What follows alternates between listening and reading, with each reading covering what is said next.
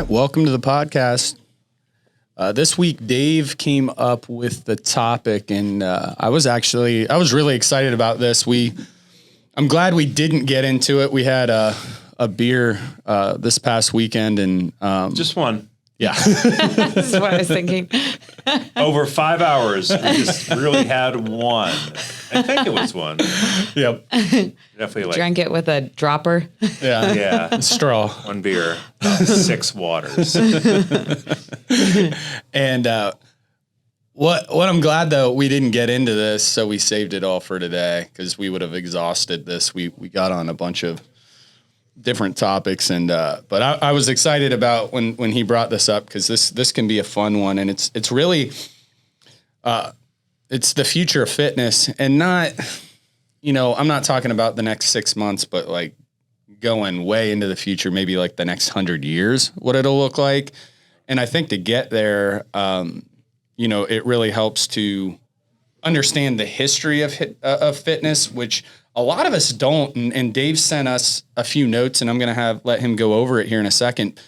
But when you really go through it, it's, a few bullet points. There's big periods of time where fitness wasn't, a focused on thing, and Necessary. even no, not at all. And even recent history, I remember reading about, and it really blew my mind as recently as like the 70s or 80s, if people would see someone like running on the side of the road, sometimes they just call the cops because they didn't know what was going on. Yeah. Like, what's wrong? Like, they thought something was wrong, or strange behavior. Yeah. Like, why? I mean, when I was growing up, because I grew up in the country, when I would run on our dirt road, like, people would always scream at me out the window. Like, it was insane. Everyone thought I was crazy. And I'd just go for like a 20-minute run. Yeah. That's it. But it was just like, so, they're kind of behind the times a little bit out there. So the Rocky movie, I do know, just watching things, that was a big turning point for just gyms and then Arnold and all those guys kind of coming up in the late 70s, brought gym culture. Ron Burgundy from Anchorman. Yes. 1,000. Yogging. Yeah. Yeah. So it was like, it blew my mind. I remember thinking, I'm like, man, in the 70s, if you were out running on the side of the road, someone would think you were like in distress, or they could not contemplate why you would put yourself through like a volunteer pain if you weren't maybe training for a professional sport or something. Like that was reserved for athletes. Yeah. Yeah. That wasn't as much in like popular culture. Yeah. But yeah, I think, you had some notes down. If you could dive through, a short version of kind of our history up until this point, just big periods of time and what fitness looked like. And I think that helps. I love history. It always helps us kind of see where the future is going. So, yeah, I mean, and this is going to be really broad strokes type of thing, but just kind of writing down some notes for some things I kind of already knew, but was just kind of refreshing on last night that, probably for most of human history, I don't know how far, like, Homo sapiens go back maybe 100,000, 200,000 years ago. Like, they're not 100% sure at this point, but like up until maybe 10,000 years ago, generally hunter-gatherers, like, life was just surviving, and there wasn't really any extra need for working out or training or fitness, right? And that, like, people, like, there was no written language at this point. I mean, it was basically just trying not to be killed and find food, find shelter, and try to procreate. That's basically what every animal does for the longest time, right? So until there was really probably like agricultural revolution about 10,000 years ago, where people actually settled into villages and they're like, we don't have to run around.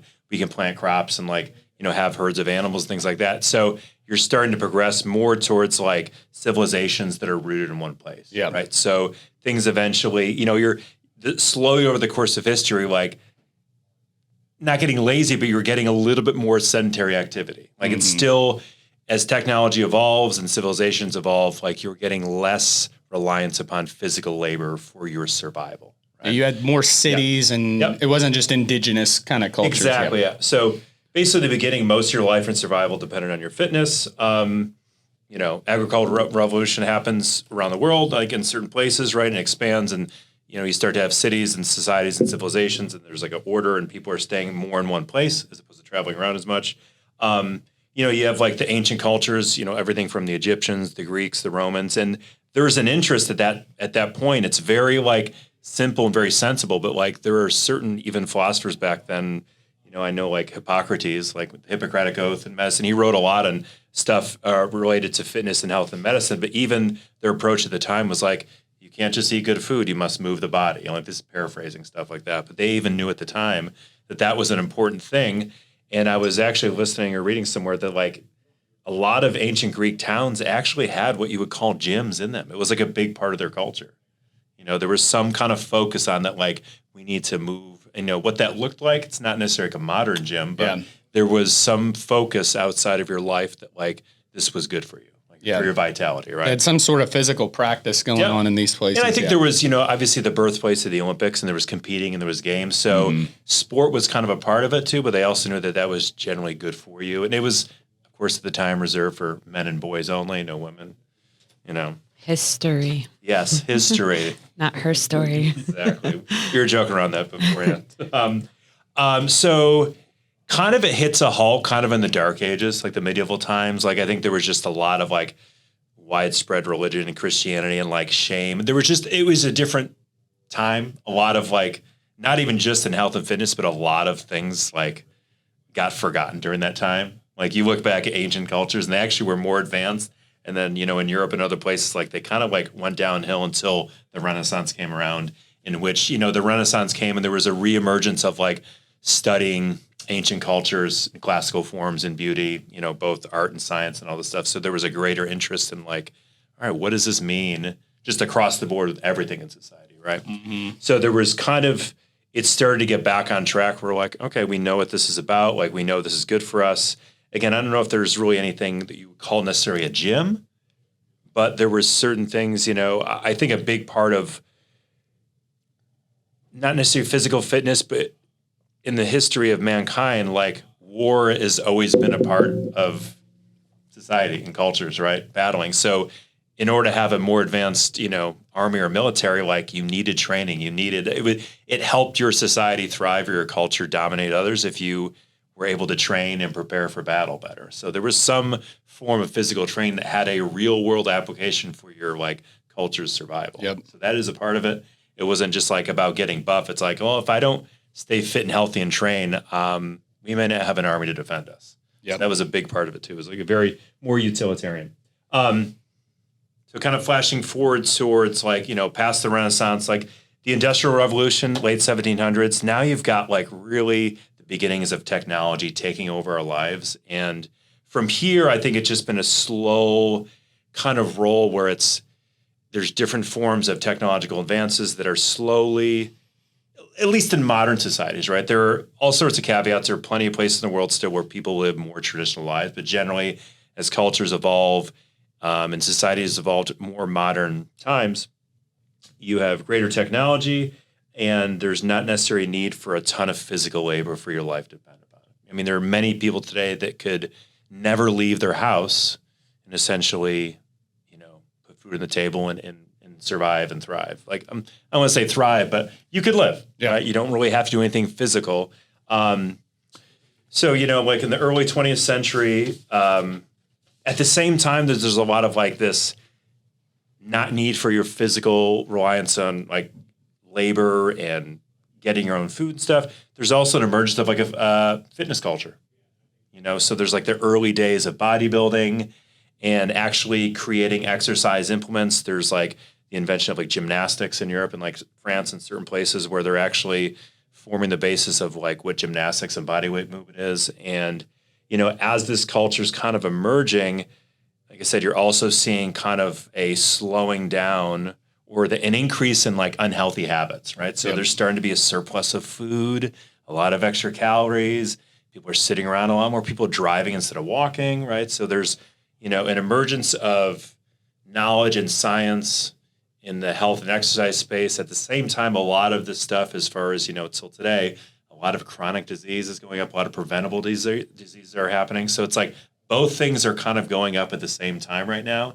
And it seems almost counterintuitive, right? There should be, if we know all this stuff and science is getting better and we understand like how healthy all this stuff is for us in training and exercise and building muscle and aerobic health and all stuff, like why do we have so much chronic preventable disease right now? Yeah. It's kind of a, it seems, it's just interesting. No, absolutely. I think, as we've made things easier, so people will, I think a good example is how people will say like, hey, I went to Europe and, there wasn't as many maybe heavy people, walking around because their society and the way they're still set up to this day is they're walking a lot. They're buying fresh food. They're eating it within a day or two. And the way they're just kind of set up, is gym culture isn't as big over there as it is here either. But they're set up in a way that, people aren't getting as heavy just because of the nature daily of life. Activity. Yeah, a little, and then here it's a driving culture. So you're not walking everywhere. You have to sort of drive outside of, big cities. But even then, you're driving or taking mass transit a lot of times here.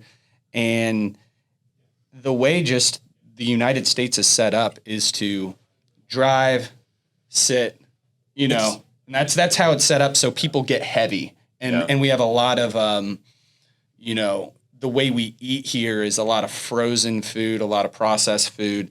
People go to the grocery store twice a month, and just pack their freezer. And it's not even just a story of health and fitness. It's like a story of like human history and like how you set up a culture and what that culture prioritizes. Yeah. And I mean, it's not necessarily a story of like necessary capitalism, but it is part of that too. Yeah. I mean, you go into other places, not even just Europe, but around the world, like it feels different than it does here. Yeah. Well, we just sell convenience, so then you have to have a lot more personal will to go be healthy. Yes. And even like, when I'm looking over my clients, I'm just taking in more information from them now. And I didn't used to like really like pay attention to steps, but if you're only getting 3,000 steps a day, like you're literally just kind of walking around your house, you're ordering food in. And even today, like I was feeling guilty because like Instacarted food in. I'm like, man, it's so much healthier for you to even just go to the store, pick it out. There's something that's really healthy about like seeing something. Oh, I'm inspired by this asparagus. I think I'm going to make this recipe. No one has ever said that about asparagus. Sometimes I get inspired by it.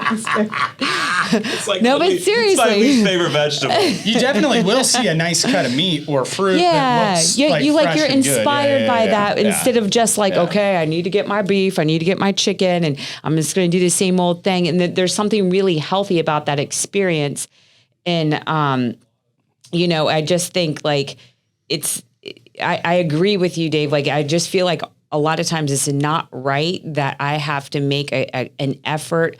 Like, okay, I need to get outside today and walk because I feel like it's healthy for me to just be out, even if it's freaking freezing, put on a coat, put on a scarf, but like walk to get Oscar from school. And if I do that, I feel much healthier than if I drive to get him or have him walk home with somebody else or whatever, just stay in the house. I just feel so unhealthy. And I mean, I think about this all the time because we love to go on travel and I feel so healthy on vacation. I'm like, what do? I walk everywhere.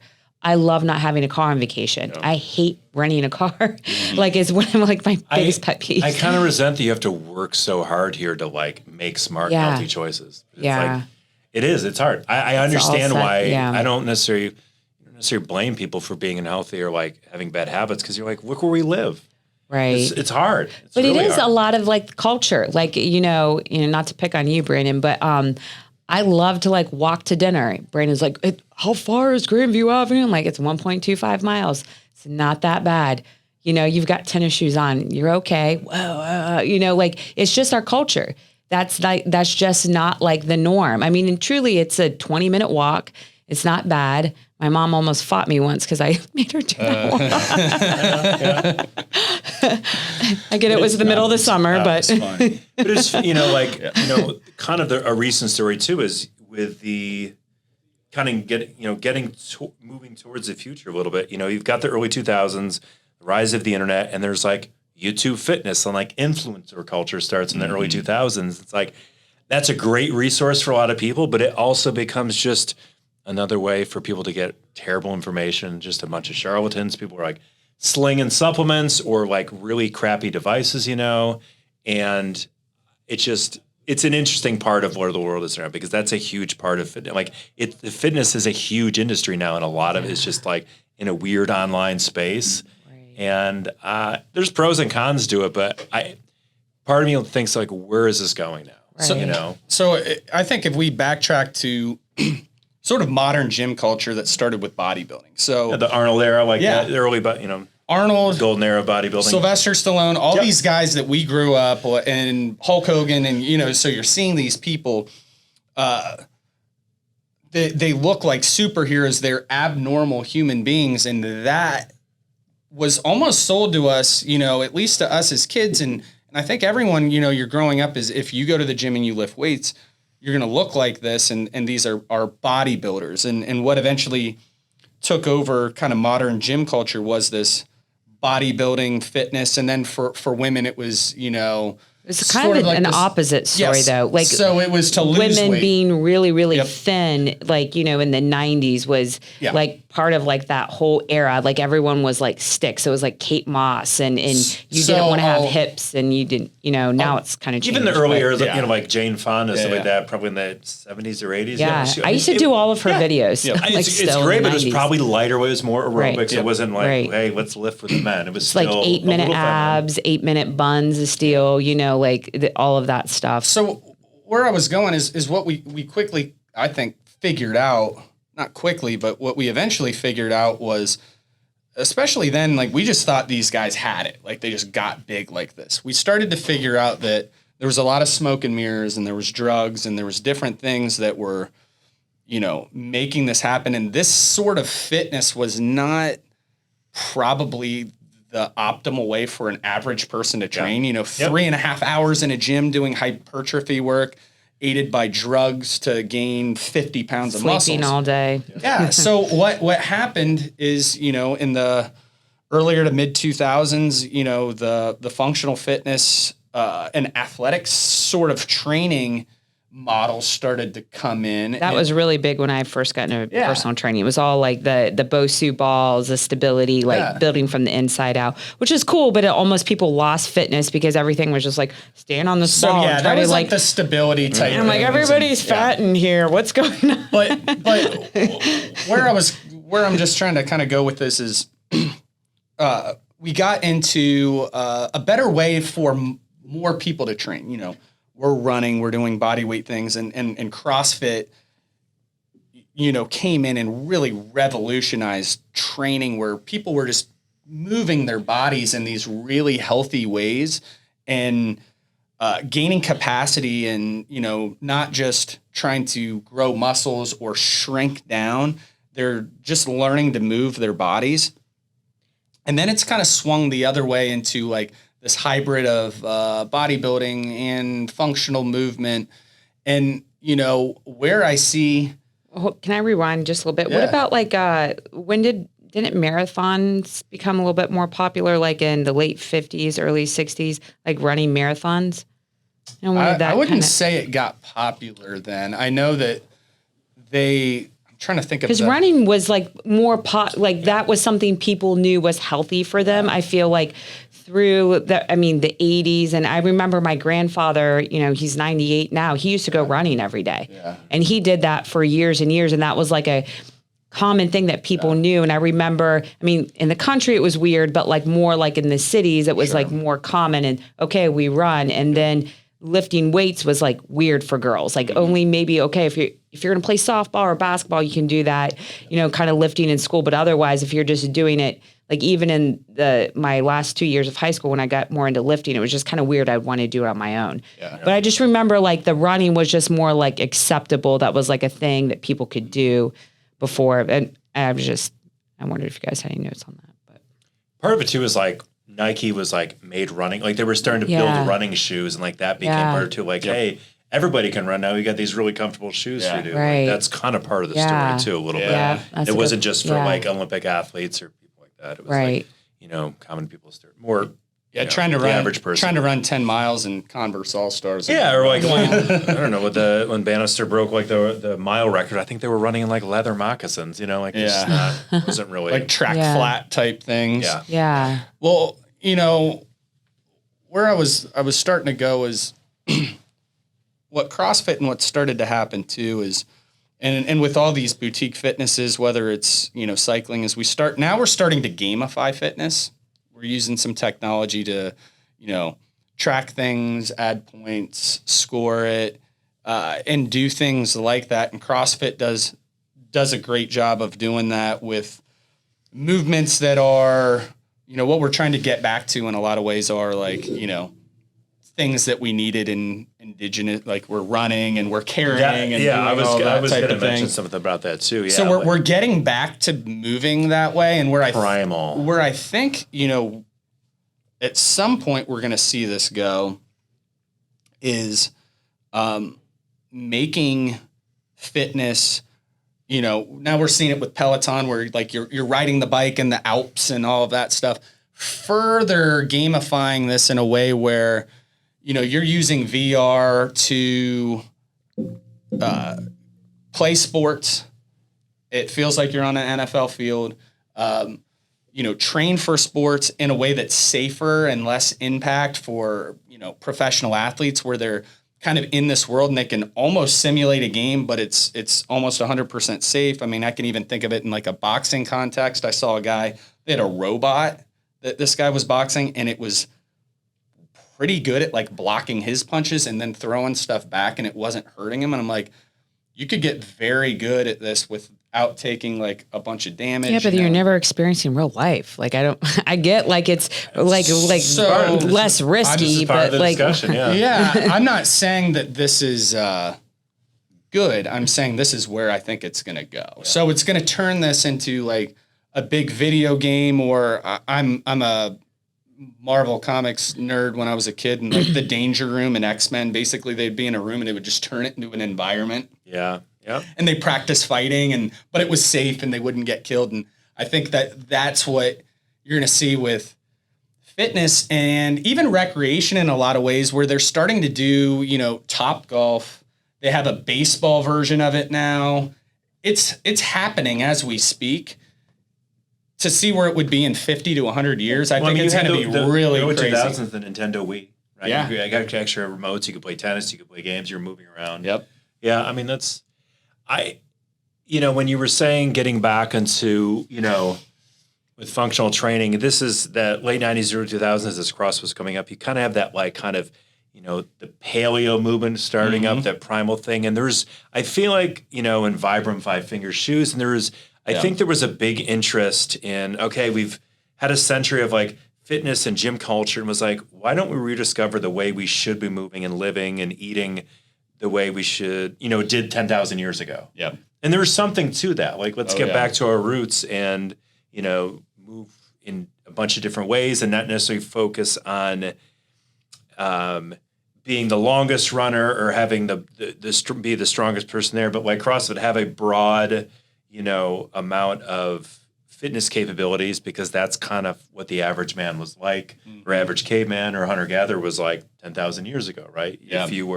If you had any real deficits in your health and fitness, if you didn't have a ton of strength, or couldn't run very far or have much endurance, like, you were going to die.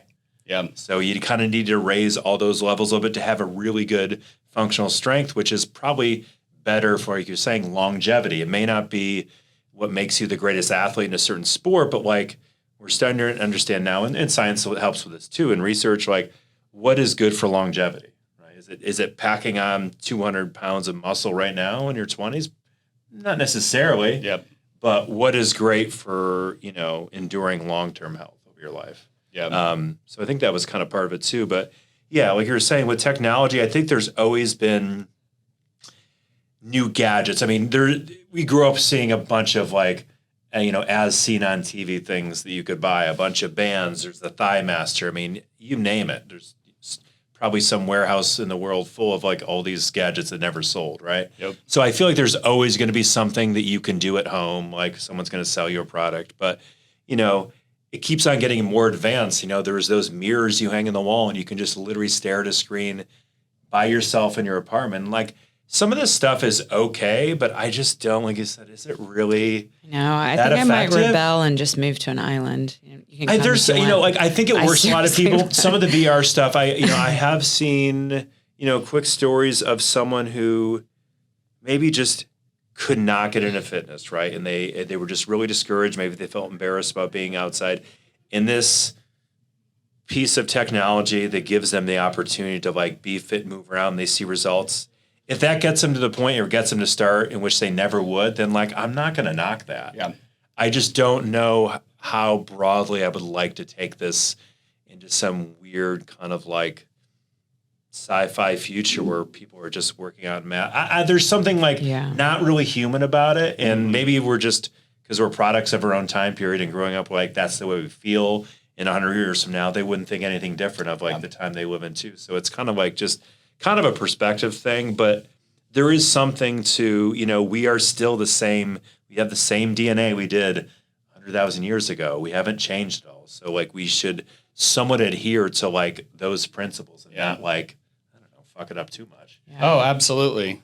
I think our Tulum trip is really kind of throws back to that where when we go there, what I loved about that was I think most of us, I don't think I wore shoes almost the entire trip. So we walked everywhere. And your feet felt great and you were having foot problems. Yeah. Everywhere and with no shoes.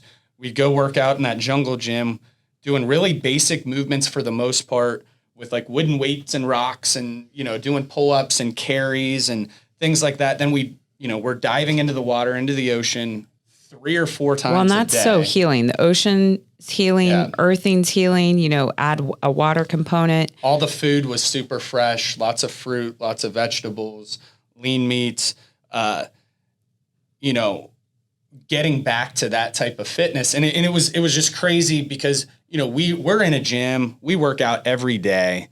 And then, you know, going through a few days of that, you were like, this is different. Like you know, once you're through 3 or 4 days, you're like, I feel really different. And like my activity is way up. Yeah. I mean, I think about that all the time. I just know, like, you know, I don't track anything. And I notice how much more I feel like I need to eat and feel good. And I'm like, I know my activities increase, but I just feel like there's something so healthy about the way this life is. It's just less stress. You're not on your phone as much. Like, and that's like if we go, like we like to go to the Turks or Tulum or Puerto Rico, like any of those kind of island cultures where we're just walking everywhere. It just feels so healthy. And it's just maybe the way we're meant to live more and you think? I mean, like I was literally, you know, not to cut you off, but like I was talking with Chelsea last night. She just did this longer hike out to Tempe. She traveled from Tucson to Tempe to do a hike, and she's like, I don't get how anyone could live in an environment just surrounded by concrete all the time. And I get it. Like it's nice to visit New York City or a place like that, but like if you've ever spent any time in nature, you're like, oh my God, it just feels so good. Yeah. You know, like a big Morse road. Yeah. Well, again, it's fine. Like I mean, I live here in Columbus too. It's a nice city, but like you just realize how, I think most people, when they spend some time doing something like that, they just realize how much they were starved to be away from nature and like how good it feels and how replenishing it is and how much it charges you up inside. Right. And to just never see that or not be, you know, just be surrounded by, you know, man-made structures constantly. It's not natural. It kind of just, you feel like you're living in an artificial world. And, you know, the gym and all this and working out are like, it's great, but like we're simulating a life that we used to have to do. Right. It's all pretend. Right. So we don't like get fat or lose all our muscle because we can basically do a lot of our jobs without and live our life without really having to be physically challenged at all. So when you are in an environment that like is a little bit more natural and you realize like this is what people used to have to do or like this is how they lived, you're like, why does it feel so good? Because like your DNA is like, this is what we are. Yeah. You know? Yeah. So it feels good. You just have to like, if you are in, you know, more of a modern world, which we all are in for the most part, like you have to like seek those things out and intentionally do them because they're just not going to come at you. Yeah. I mean, and we do have a lot of metro parks that are really nice in Columbus, but yeah, I mean, it's just not the same, even if we live out and it's like something Brandon and I talk about a lot because my family's pretty sedentary and probably won't listen to this, so it doesn't matter. But he's like, just their whole lifestyle is set up to do that. Like they just drive everywhere. It's just so foreign to them. And it's still, I'm such a weirdo. I've been in fitness for 25 years and they still look at me like I'm an alien. And I'm like, I've been into this since I was like 16, much longer than 25 years, but it's just not even out there, like in nature, they could be so much more active. And my dad was when he was farming. I mean, and that has to feel so foreign to him. I remember the first year he had a sedentary job. He worked, for the health department then for 20 something years. He gained 50 pounds. And I think part of it, he was depressed. Yeah. But he would walk probably, who knows, we didn't have, Apple Watches or whatever to track things, but he'd walk all day long. And he was milking in the morning and at night, and he was just so active. And I think that's part of it. Probably for him is just like, this is weird. Why do you have to do that? Like, we'll just go walk the farm. Now he takes his car out to give the dog exercise. He's like, I'll just drive the car out and back the lane. So he runs. And I'm like, could you walk? Oh, because the dog will chase the car. Yes. Yeah. But, for a lot of people, it's like exercise is stupid. Like, it just sucks. But he was just doing it as part of his life for the longest time. And I think yes. And as soon as you have to make someone intentionally exercise and it's just not part of their life, they just don't want to do it. Right. It's just, and I get it. I understand that's not a natural instinct for a lot of people. So it's very unfortunate that it's part of evolving as a species and a society and increasing technology and again, it has all these pros to it. But again, we also, it's like scheduling sex to have a baby, right? Yeah. You just can't at 3 p.m. we're going to recreate. Yeah, exactly. Everything has to be some kind of weird, unnatural priority because it just doesn't come naturally. Well, no, and I think, that's what I was going to kind of speak to too. Even we have 2 children and Charlotte was a little harder and all the testing that goes along with that and where are you at? And I was just like, I can't do this. And hey, I get it. Just each their own, but I don't know that this is all good for us either. I don't know having whoops to see if we slept well or not. You can feel that shit. And I remember when I was into running, I wasn't the best runner. Well, it was decent. And everyone would be on their watch and where's your pace? I'm like, you know what? I'm throwing that fucking thing away. We see every mile or two where we're at. I'm just going to run. And that's when I had my best couple races where I just listened to my body and I sped up when I felt good. I slowed down a touch when I didn't feel good. I wasn't, with somebody or on some mile time. And I feel like that's what we need to get back to. Yeah. We need to get back to our intuition. And same with my clients. And they're all like, oh, what, carbs and fat. And I'm like, yes, you need carbs, pre-workout, give you energy, fat to recover. But listen, if you feel like you need more carbs for a couple of days, that's your body telling you something. Unless you're just depressed and you're sitting with a bag of chips, it's a whole different thing, But listen to what your body's telling you. Listen to what it's craving and the types of movement, even to go through a strength cycle or more conditioning. What is your body trying to tell you? Instead of always having some master plan written down and forcing it to go there. I think we can just kind of get back to that more and more, but your internal clocks are all fucked up if you're just sitting inside your house all day. Yeah. Ordering DoorDash and scheduling sex. So where do you think, let's say if you guys could think, just to kind of sum this whole thing up, where do you see the future of fitness going maybe in the next, 10 to 20 years? AI is starting to come up and technology starting to flip over faster and faster. Where would you just see it if you could look at the trajectory of it? Where's it going?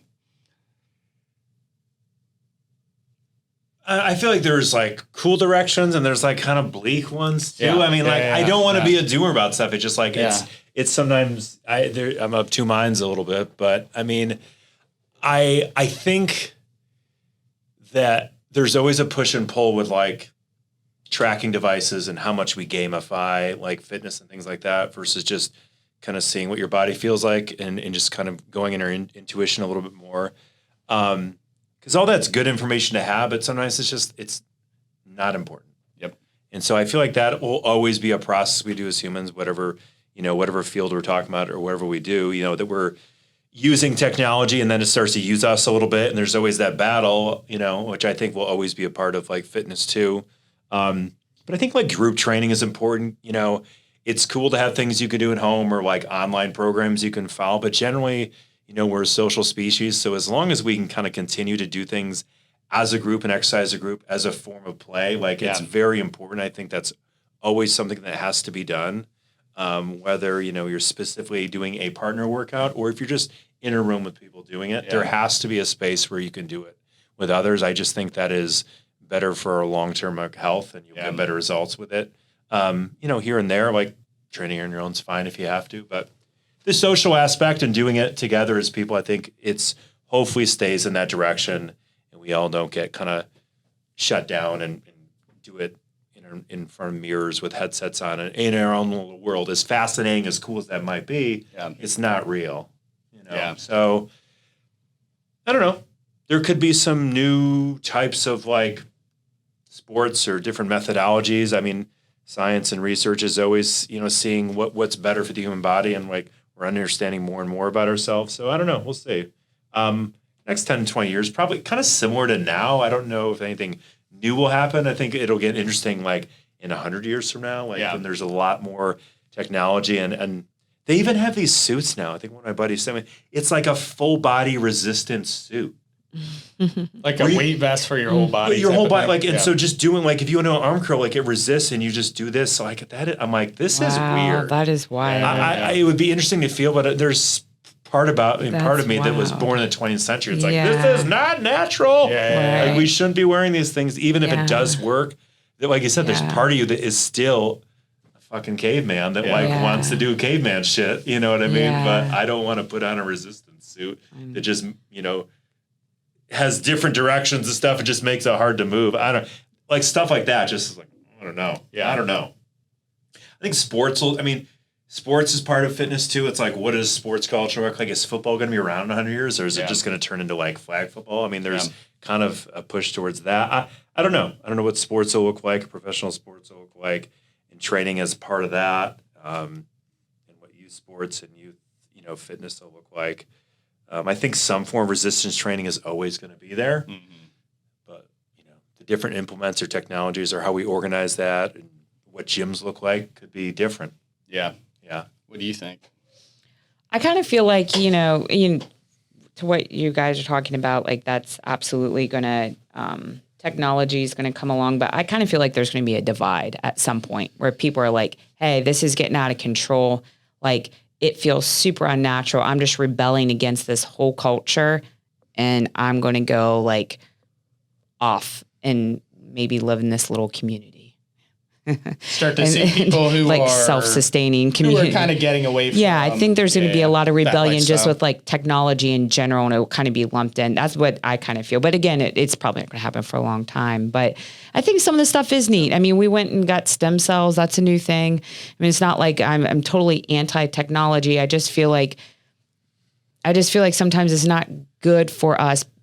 Because we lose that connection with ourselves, and that is supposed to be part of what we're trying to figure out in this lifetime. I really believe that. Yeah. I think hopefully there's cool ways to like repair and heal yourself. So like stem cells is not really that achievable or possible for most people these days. So hopefully at some point in the future, if it has results and it's safe, it's something you can go down and get at Walgreens, like a drive-through. Right. That is possible to live in a future like that, but you can only. It's like we're taking basically we're almost getting to the point now where like healthcare and medicine is kind of keeping us alive, but we are so unhealthy.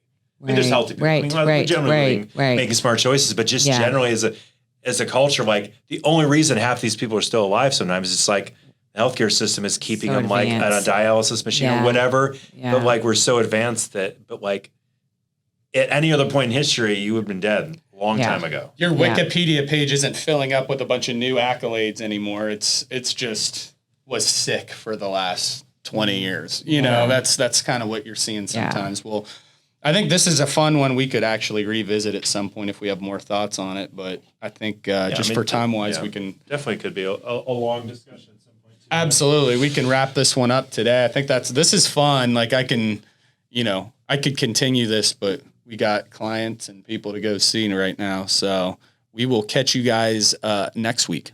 See you guys.